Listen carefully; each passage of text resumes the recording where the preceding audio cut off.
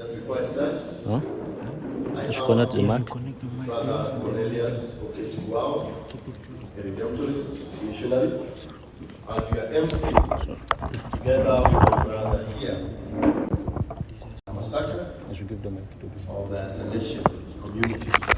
Thank you so much, and we hope for the cooperation. Therefore, straightforward, I'll invite Right Reverend Father Abel Tabinjel, SDB.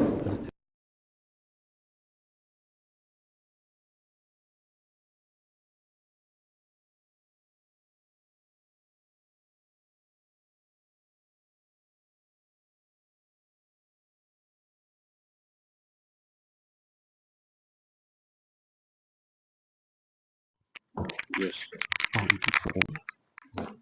So whoever taking, you can hold one and you give one to whoever taking. Because I'm getting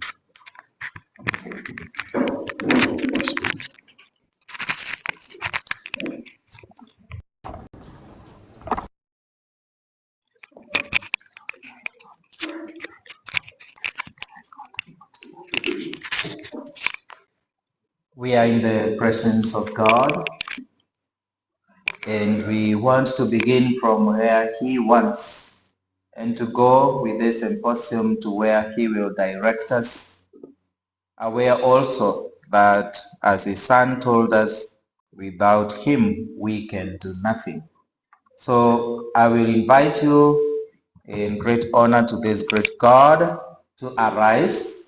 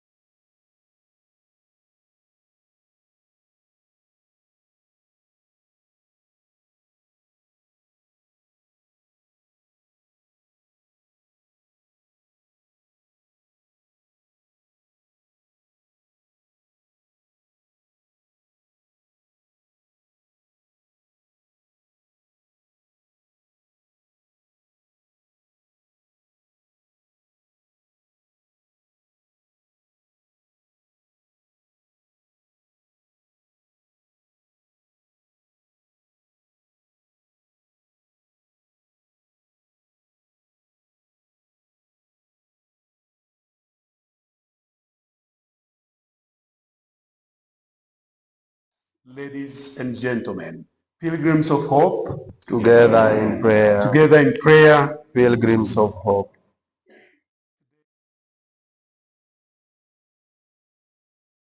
gratitude to stand before you and offer a few opening remarks as we begin this 13th Theological Symposium here at Don Bosco Utume Salesian Theological College.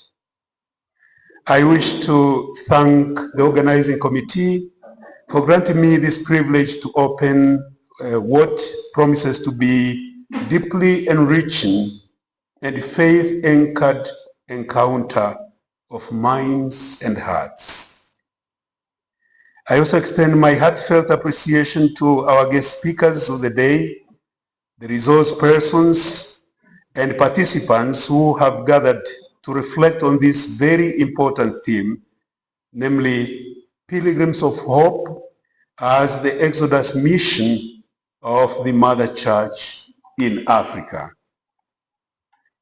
This theme invites us to contemplate hope, not as a passive feeling or abstract idea, but as a concrete mission, a lived experience, a lived theology, and a pastoral commitment. It reminds us that the Church in Africa is not a static institution, but pilgrim people, journeying together, struggling, and witnessing amidst the challenges of our own times. To be pilgrims of hope is to be deeply aware that our continent, blessed with youth, many youth,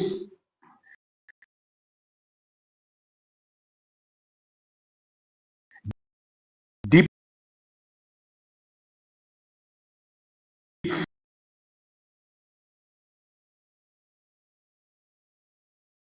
faith,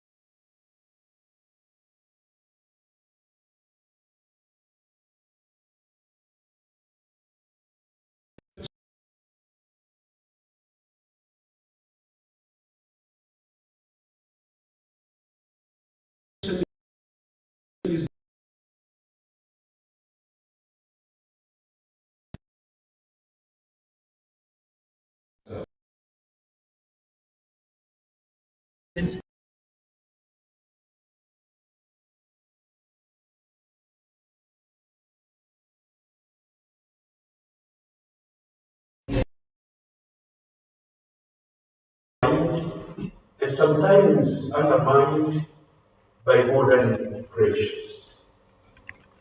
The rise of single parenthood, often born of economic struggles or social stigma, challenges us to think how the church can accompany families with compassion rather than condemnation. To be pilgrims of hope here means to rediscover the gospel values, the gospel call to mercy and inclusion. Seeing in each family situation a situation where the image of God the image of God's creative and redemptive presence is at work. In the second instance, we see the social, political, economic, and cultural upheavals that surround us constantly test the enduring hope in us. Wars, corruption, unemployment, forced migration, and growing inequality have left many Africans disillusioned. The church cannot remain silent about this. The Exodus mission calls us to journey with the oppressed and disheartened to become, in the words of Pope Francis, a church that goes forth, one that heals wounds, rekindles dignity. In the third instance, we also face existential questions.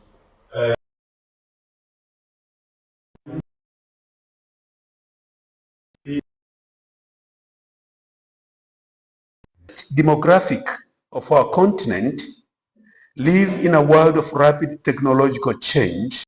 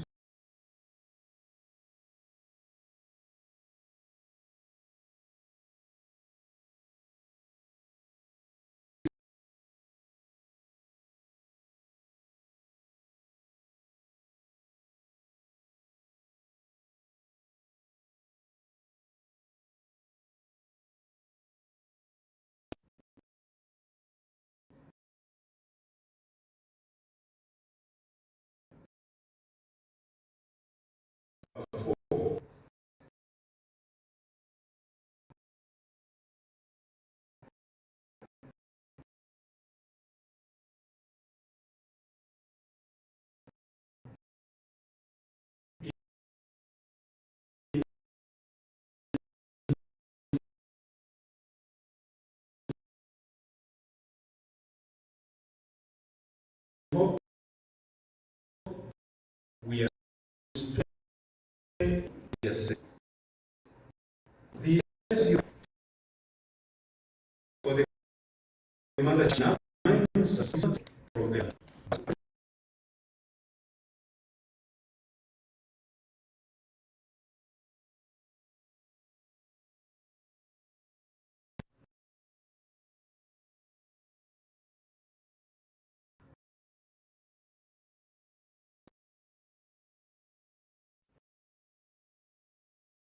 We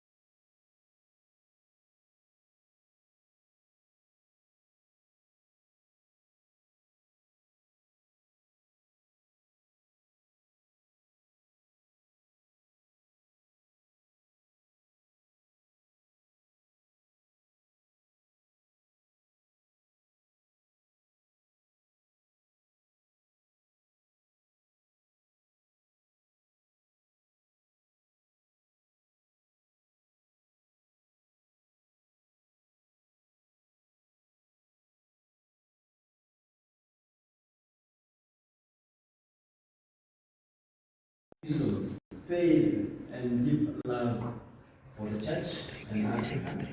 Their presence here and contribution is not only academic, but it is spiritual and missionary.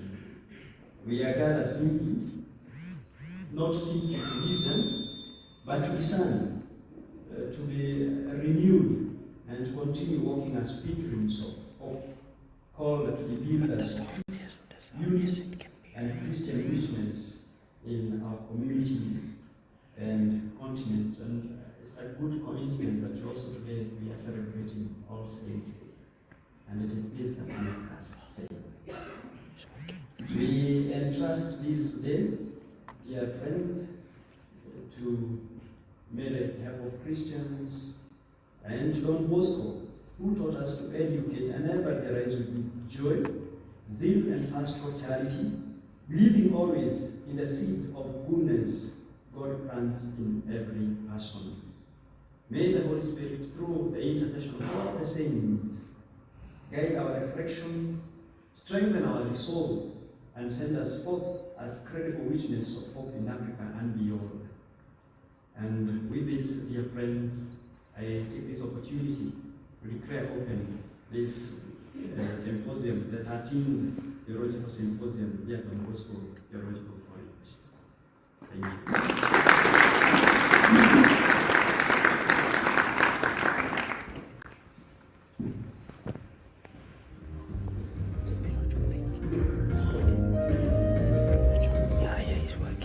Yes, since we believe that leaders are a gift from God, leaders are servants, okay? Not leaders of courses.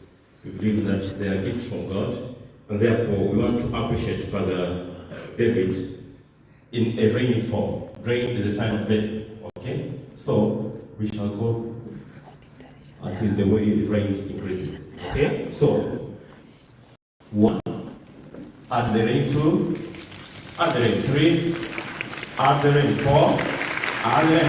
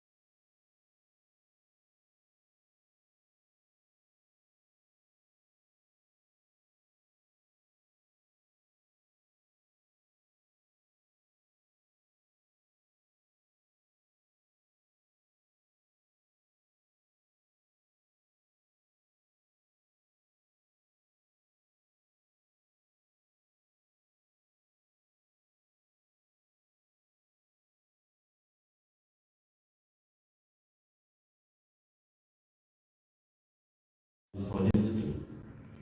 She holds a degree in sociology and communication and is pursuing postgraduate studies in medical sociology and public health. Passionate about enabling Catholic families to be true sanctuaries of love and life while upholding the authentic teaching of the Church, Elizabeth actively serves as National Technical Working Group focused on family issues and is a member of the board of the KCCB Seminaries Endowment Fund. Ladies and gentlemen, this is our first speaker, Ms. Elizabeth Ngami, who is going to take us through the first theme entitled Hope and Paradox in the Institutional Marriage in the Wake of Single Parenthood. And therefore, just as all of us have smartphones, I believe we always have to update the app or the version. And therefore I invite you, when the speaker is coming, to share with us. Can you update our apps of the brain, our best version of our brain, our thoughts, so that we are able to really accommodate the content that our first speaker is going to share with us. And so, with a round of applause, we welcome our first speaker, Ms. Elizabeth. Grab Plantation, which is here, please. Just grab Plantation, which is here.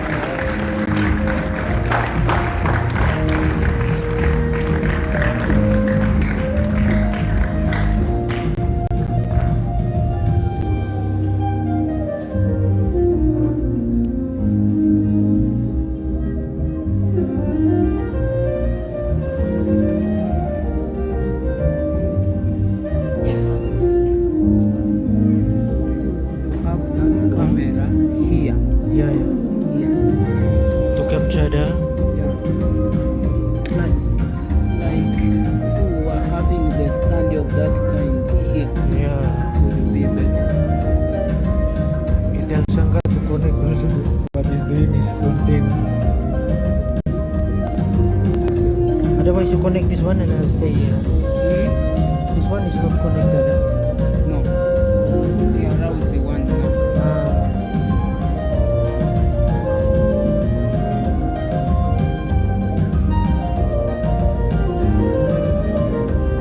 Even that one, it has a stand. Huh? You can just put here. Yeah.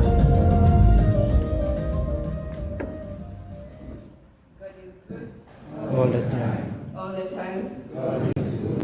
Pilgrims of hope. Together in prayer.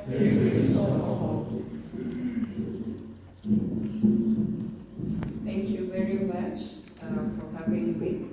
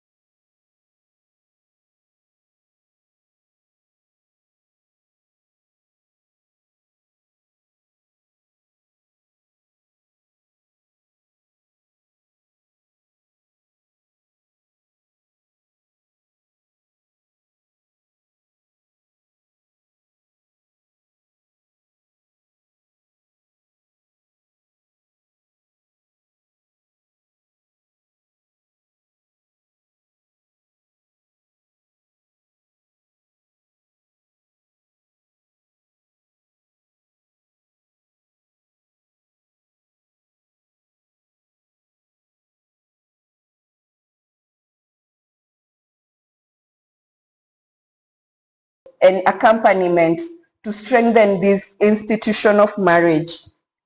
And marriage is a lifelong partnership rooted in mutual good and the gift of life. Therefore, a man leaves his father and mother and clings to his wife, and they become one flesh. I don't know if nowadays many people are living as one flesh. I reflect a lot on these words, and we were reflecting on it the other day with a friend. And we were saying, what is this oneness that couples promise each other during the wedding day? And we read from the Bible that the two shall become one. But do they totally become one in their finances? Do they become one in their way of doing life?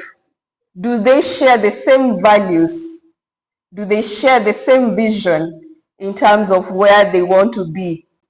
Or, one wants to go to Nairobi, the other one wants to go to Mombasa. Will these two meet if they are coming from Kisumu? So you've taken a bus from Kisumu and you've said that we are going to Nairobi, but then, there's an express route from Kisumu to Mombasa. So one person just decides on the way that, actually, I think I want to go to Mombasa, to the ocean to swim. So this oneness is no longer there in that case. And so, we know some of these issues and this oneness where it doesn't come, the phone. Is it a free, can I use my spouse's phone? Can he use my phone? Or everyone's phone is their private gadget. We've heard of people say that my phone is a private device, Is it truly a private device? We've heard of people say that my phone is a private in marriage device. Should it be? I know you're not in marriage, but people say that. And you've heard of what people do in marriage. There are those who put passwords everywhere. I know you're not in marriage, but you open the phone contact, password, messages, password, WhatsApp. There's so many shelves everywhere. But then, what about the oneness? What about being naked with each other in marriage? Isn't that what oneness means? But then when there's all those shells, it means that there's some bit of this oneness that is not allowed by some of the couples. And that leads to a lot of, does one feel safe in that way? We know of people who snoop to their husband's phones.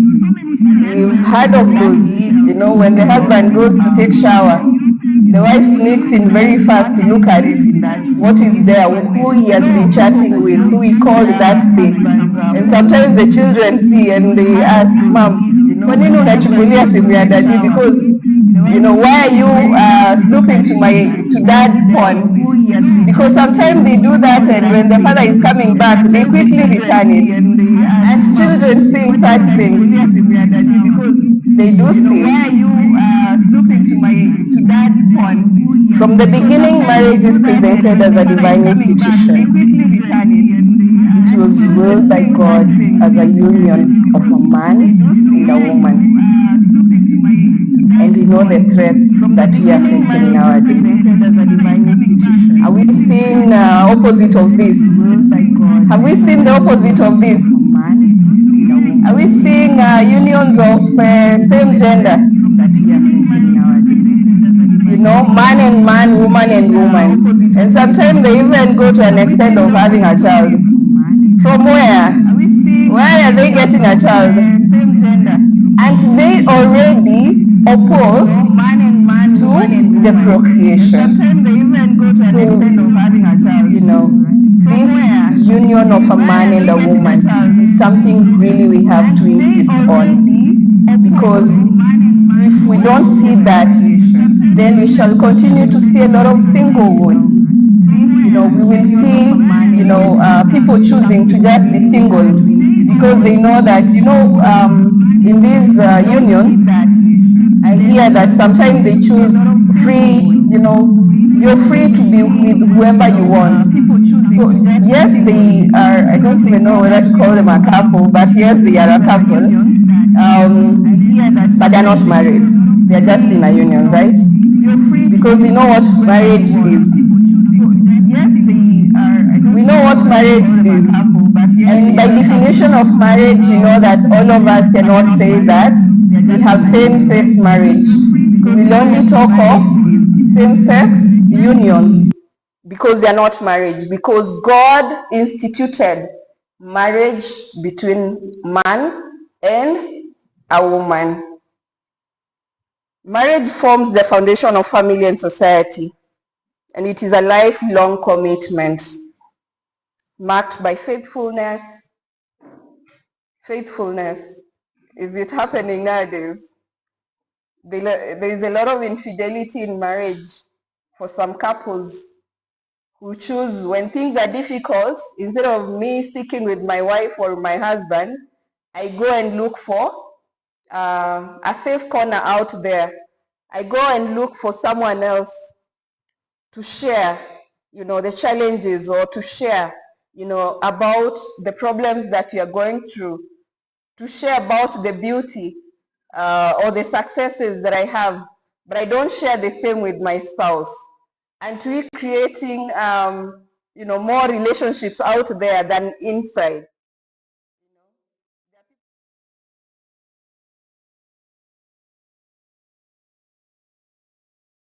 How does that happen? Marriage is a process, and marriage is mysterious. And being married, like when we got married 5 years, okay, it's more than 5 years ago. The person you got married to that day is no longer the same today. People change every day. People change, right? I'm just imagining like yourselves here. The day you met and you introduced yourselves to each other, perhaps you have a friend here. Do you feel that the person you met that day when you met is the same one today? Have you known more about them? Do you see new things in them every day? And you're like, I didn't think you can do that. And the other day I was listening to someone, and you're saying, so the wife, even the love language, it changes every day, the love language. So, today she wants this, and tomorrow so every time, so he tells her, just keep me updated, because she's not static. And for him, he says his act of service, his language of love is act of service. And that has been constant. But women are dynamic. We change every day. Today I want this, tomorrow I want something else. So the man tries to, you follow through. Because again, you have to maintain this relationship, this intimacy in marriage. And that is what makes couples stick together every day. And the Pope Francis used to say about, creativity in marriage. Because if couples just relax and they're not innovative anymore, people get bored, right? We all get bored if you're doing the same thing every day. But if you keep innovating, you keep, looking for more ideas on how to express love, on how, how to, be there for each other, the places to visit. And that calls for a lot of connectedness, a lot of commitment, the self-giving.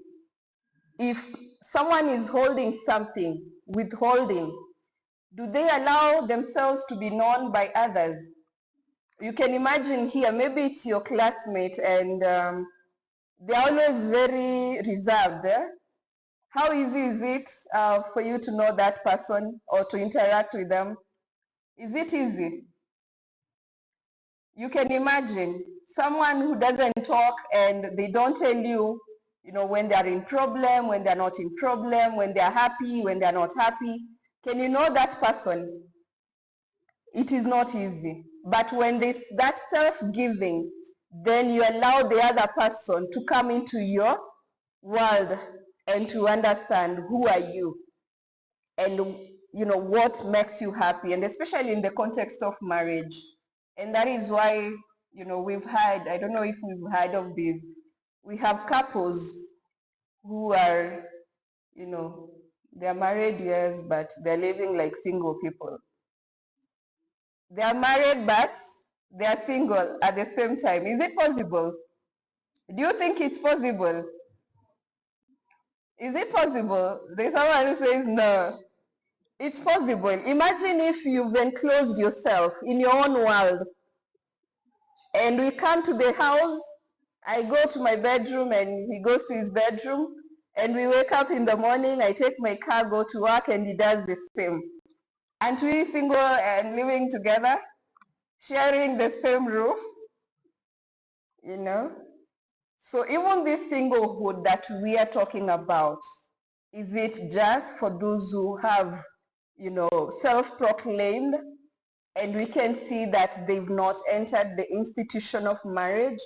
Or is it also a challenge of people being in marriage but not intentional about the marriage, and so will live without other? They will, or through text messages. Do you think it's possible, or it's happening? Do you think it's possible? It is happening in some marriages. There's a man who told us he has just retired, and so he went back home. He was living away from his for years. So when he's tired and he's back home, he feels like a total stranger. And actually, that is how the wife views him. They connect.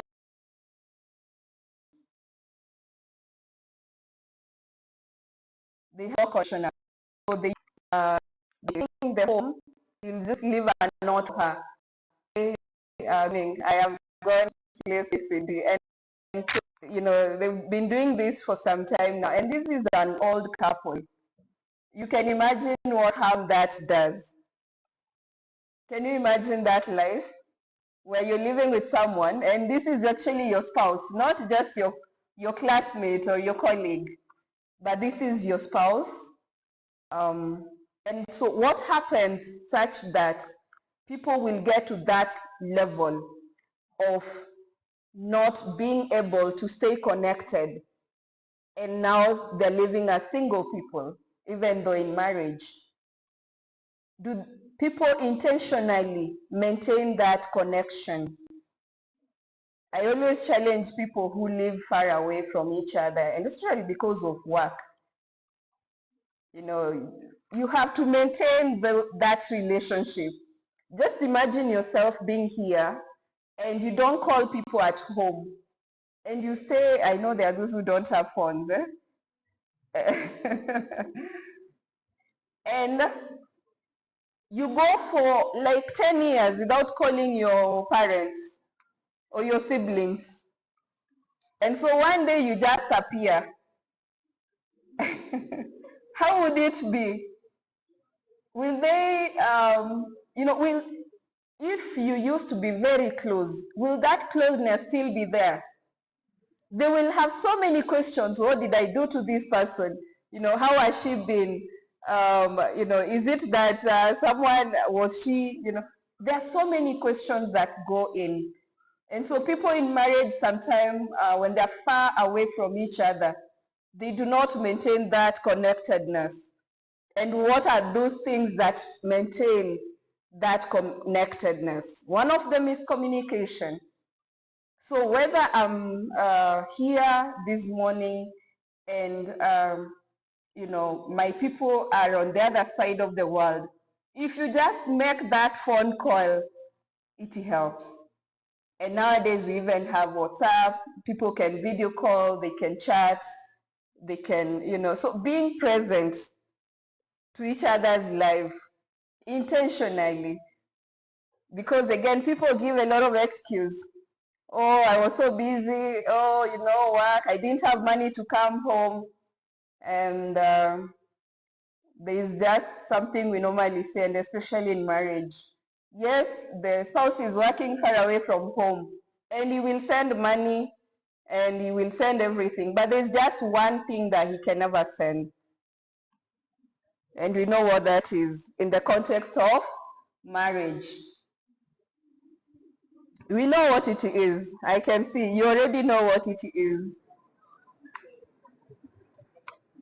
Isn't it a gift in marriage? Isn't it a gift in marriage? An obligation, actually, to each other. It is a right, Father says. And so imagine a couple who can go 1 year and he's just working here in Nairobi and the spouse is in Busia. And he doesn't go home the whole year. He goes home in December.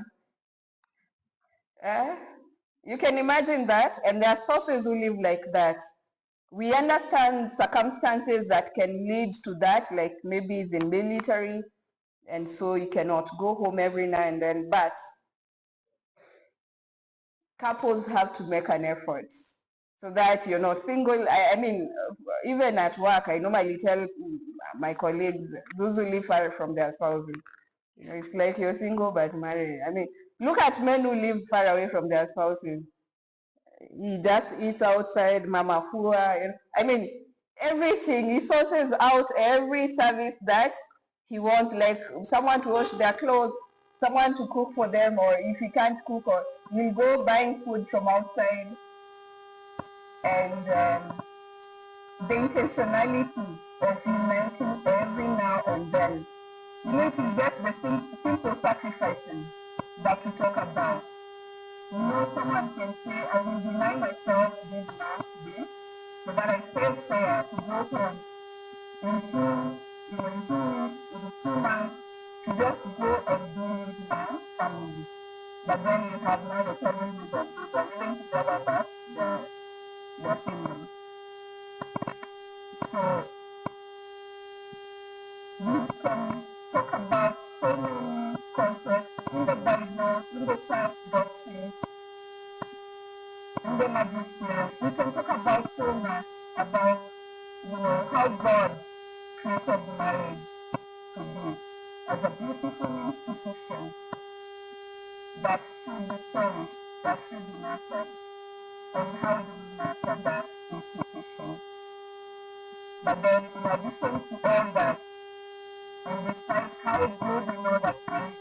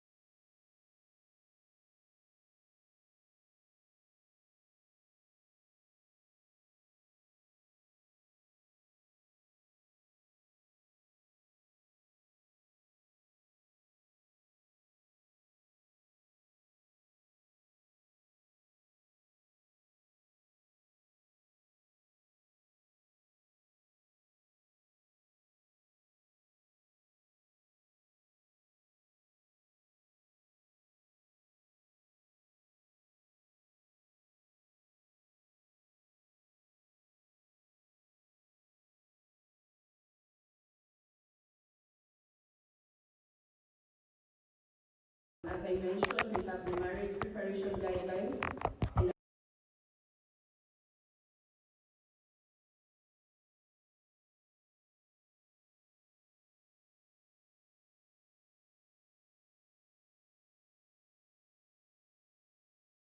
I always challenge the priests, you don't leave us at the altar and say, now go and live in peace and happiness.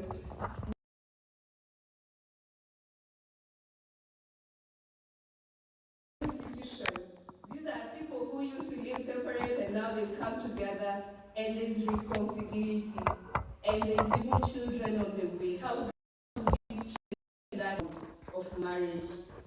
How do we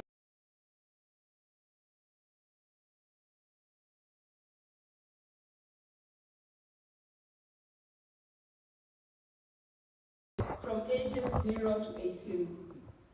Who is there to show the children that marriage is beautiful? That's the parents. And even in absence of, the immediate parents, we always encourage a responsible person in the community, in the family, who can help to mentor. You can imagine children being raised by a single mother. Don't they need to see a father figure? They do. So how do we ensure that we accompany these people in marriage? We have a program we call the Faithful House. And this is a formation program for young couples that just helps to look at, you imagine of the traditional hat, the African traditional hat, and it had different pillars. It is, from the foundation, how was it being constructed? And so we take couples through that journey. And who should build that house? Is it one person? Is it the two? When it comes to parenting, is it the father to raise the children alone? Is it the mother to raise the children alone? Or is it the two to do this? And this marriage, as you look at the foundation of the Faithful House, we talk of being founded in God. And we see the Bible that a house that is built on sand, will it stand? Unless the Lord is in there to help that marriage, it will not stand. And that's why, so we look at the pillars, they represent, like we talk of the windows that represent, the light that comes in. We talk of the roof that brings, the consciousness, the door that allows, transparency, So we talk of different components that really help to ensure the connectedness. We talk of communication and different components that can really help to strengthen that marriage bond, and the natural family planning program. And this is about being open to life, because we know that that is one of the goods of marriage. That is one of the commands of, or the call to couples who are married. That is one of the functions that they have to fulfill. Being able to, procreate and then raising those children responsibly. Then we have resilience and psychosocial support, looking at different challenges in marriage and accompanying couples in their different steps and stages of life. In some dioceses, because in all dioceses we have family life offices, so we have coordinators, and some of the dioceses have actually put very good marriage counseling programs where they allow couples to just come in and get counseling, get support. We have competent counselors. I'll talk of even here in Nairobi, we have the Office of Family Life, there offers counseling every day. I can talk. My time is running out very fast. And we have the positive parenting program, and this really emphasizes on parents creating a strong bond with their children. Children need to feel love in their family, and that will bring a lot of affirmation, protection and care, and they will not feel neglected, and they will grow with a lot of self-esteem as well. Then recently we were just looking at the renewed pastoral care for marriage and family. Have we done continued catechesis on marriage and family? And so we were, accompanying different pastoral agents and we are reflecting on the canon law teachings on marriage. It's very important that the lay leaders and especially understand the institution of marriage and help to even pass on the same information to their members, and especially CWA, CMA, PMC, catechists. So those are all the people we really try to continuously form so that we know that the marriage institution is promoted every day. So we recently launched this document, Marriage Preparation Guidelines, which we are really hoping that we will have now couples not just formed one day or prepared one day for their marriage, but it's a period. It takes time for them to be adequately prepared so that they fully understand the sacrament of marriage. Now, as we reflect on the challenges that are facing the family and the different programs that we have, there's always hope. And one of the hope we find is that there's this research that was conducted in 2002, and it showed that unhappily married couples often find happiness after like 5 years of remaining committed to each other. Challenges come every day, even here, I'm sure. All of us have faced our own challenges. But if you remain committed, then these couples, it showed that they were able to find a way to, reignite the love that once was there in their marriage. And the grass is always green on the other side, but if you have no that pipe to go water your grass, even if you're brought to this nice grass here, will it dry, right? So imagine if this person is always looking for the grass that is always greener on that other side there of the fence. If they don't water their grass, even if we brought them here, like outside they can see very nice green grass. If you bring someone there who doesn't take time to water that grass, will it not dry? It will dry, right? And so marriage needs to be, people have to look for spices. People have to water it every day so that it stays. And we can really have it as a lifelong institution. So loving intentionally, respecting, serving one another, walking daily in love. Not just to say we fell in love, and so we fell in love, and so what happened? When you fall in love, what happened? You rise and you go away, isn't it? So really walking in love is what St. Paul calls us in Ephesians. And we're told, walk in the way of love, just as Christ loved us and gave himself up for us as a fragrant offering and sacrifice to God. So couples are called upon to walk in love every day. We have to remind them, and that is the hope. And love is like fire. If it is not continuously rekindled, it can go out, right? You can imagine if you have, leave alone the gas we are using nowadays, you can imagine the traditional firewood, the firewood, and you're using them to light and cook your food. If you don't keep putting more firewood, what happens? The fire goes out, and so the food will not cook fully. So we have to encourage couples to, and that is the hope again. The fire has to be rekindled. Because in Matthew we see that, the increase in wickedness, the love of most will grow cold. It will grow cold, it will not be fun anymore. If people just take each other for granted. If people just enter the house and you don't greet your spouse and you go on with your daily duties and the day is over again and you don't even ask each other, how was your day? Intentionally asking how was the day, You can imagine, how do you feel when someone asks you, how are you? Or how was your day? Does it feel good? Does it feel good? Now imagine just imagine a couple who's married. I don't want to say imagine your spouse. And someone comes in and goes out and that is a daily life that they don't check on each other.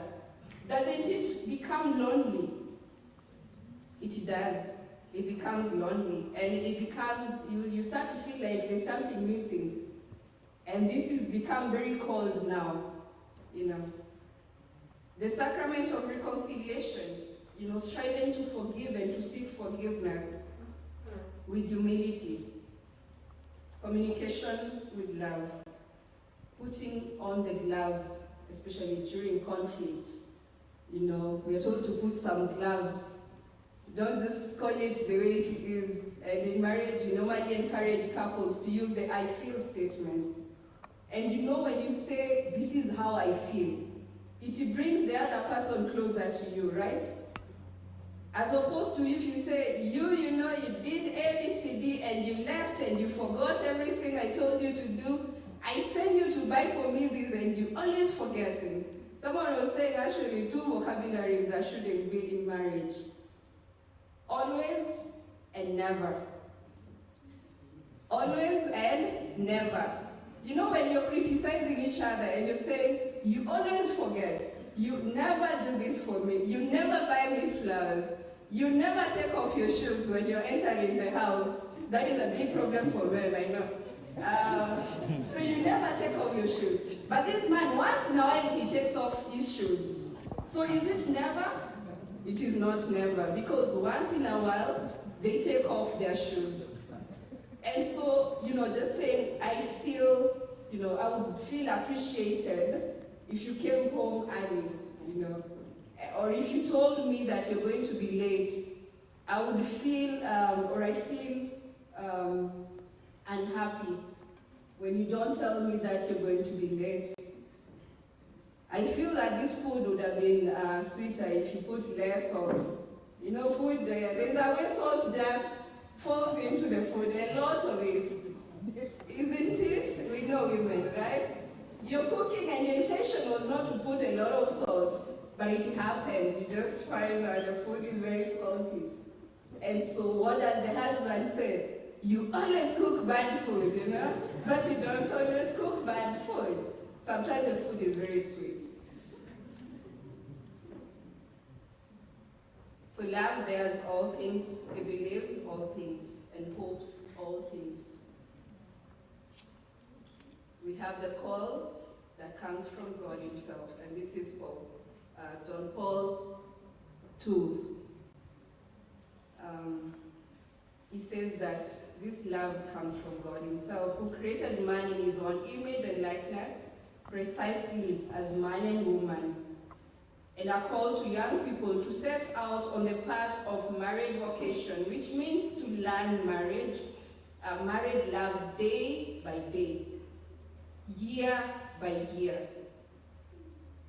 You know, it is not like, so we, you know, that's why it's not falling in love, because falling in love you can just fall and fall, you know, or you can fall and rise, but then intentionally walking in love. If this couple are intentionally walking in love, then every day they seek to grow this love that they share. It is precisely this love that young people need if their married future is to pass the tests of their own life. And the Pope was actually talking to young people. And so this, I think, is just a call for us to look at, even as we reflect on the young people and the institution of marriage and the paradox of singlehood. I always ask nowadays, how many people are getting married in the church? Has the number gone down? And why is it? Are people just cohabiting and remaining uncommitted? You know, they cohabit and say, if it doesn't work, you just go. There's no time there. So that's the danger we are having, and that's why we are seeing a lot of singlehood. Because people get in and one leg is in and another is out. So we have to really help the young people, and especially, so that they can believe in the sacredness of marriage, in the beauty of marriage. And we know how the Bible very well defines marriage, and even our church documents.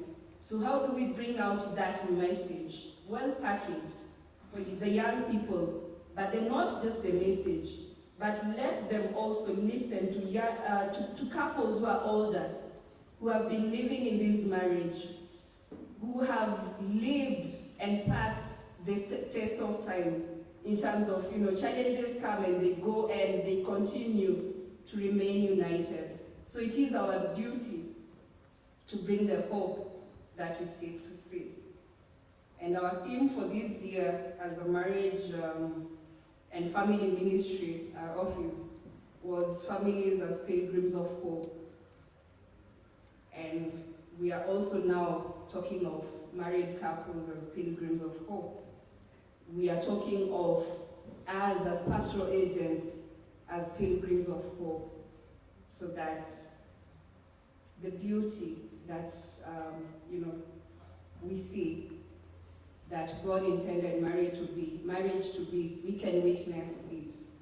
And always to call upon Jesus Christ, as we see at the wedding of Cana, is that Jesus was invited into the marriage. So let us encourage couples to always invite Jesus Christ into their marriage. Let us invite even the young people as they are discerning marriage, just like Tobit and Sarah, were accompanied by Saint Raphael. That young people will also invite, the Spirit of God, Saint Raphael, that they will invite Jesus Christ to accompany them, that they will enter into the institution of marriage with hope. And we are the ones to actually help them to see that there is hope. So thank you very much. And so we have taken a few more minutes. Thank you very much. I wish you blessings.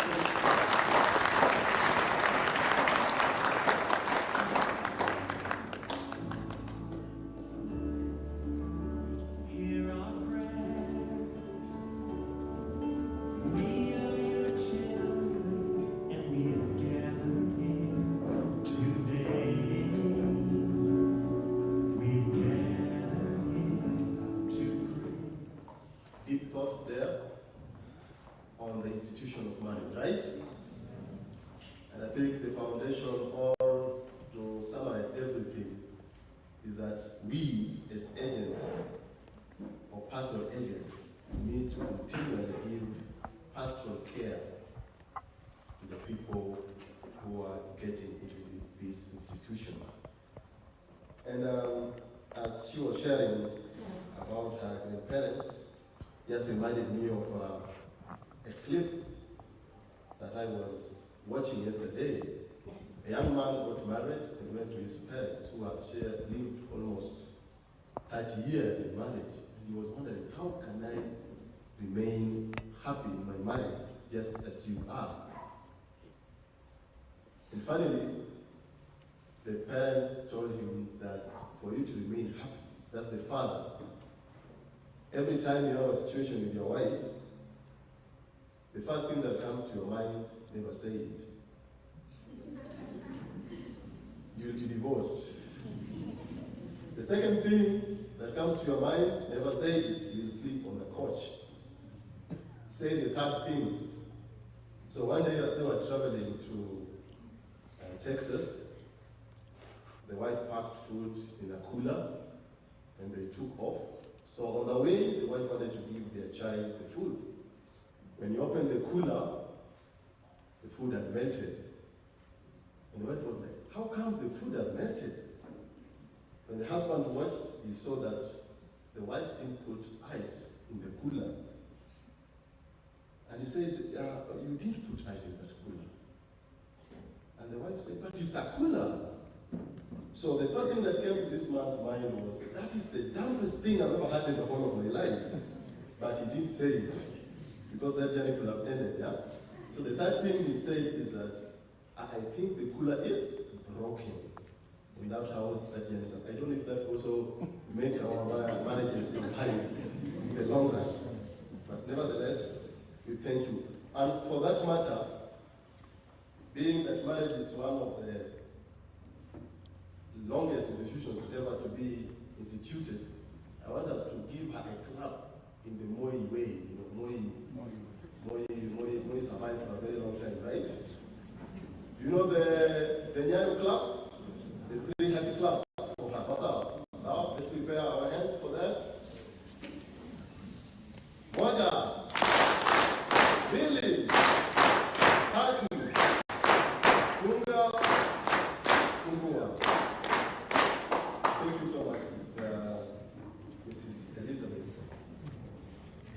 And before I introduce the next guest, just a small communication. We have our small rooms on our right hand side. We will just leave the door. If you want to help yourself, please use the rooms just next to the hall. Dear Reverend Father Duarte, the Provincial Superior, Father Abel Pathi, the Rector, SDB, from Bosco Utume Theological College, Father Dastan Paule, the Principal, from Bosco Utume Theological College, our guest speakers, religious brothers and sisters present, our novices present with us here, distinguished guests, ladies and gentlemen. It is now my humble duty to introduce a great man of our land, an eloquent and astute speaker, a man that I admired for a very long time, watching him on our TVs since we were young. A man that I never thought I would one day introduce in any forum.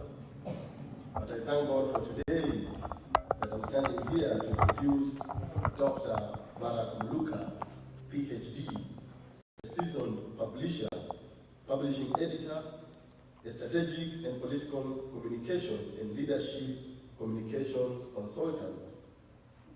He is also a writer in politics and regular commentator on social and political affairs on the global platform. He is a graduate of the University of Leicester with a PhD in politics and international relations, as well as a graduate of the University of Nairobi with master's qualifications in armed conflict and peace studies, PhD mass communications, and BA in linguistics and English. Barak has undertaken key strategic communication consultancies under the aegis of the European Union, the UN, the World Bank, the Government of Kenya, the University of Nairobi, the Kenya Institute of Management, the Ford Foundation, and the National Democratic Institute, among many other challenging assignments.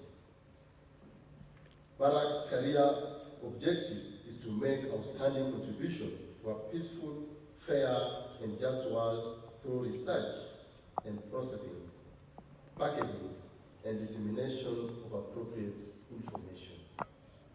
With that said, let's put our hands together. Welcome Dr. Barak Muluka. Welcome him.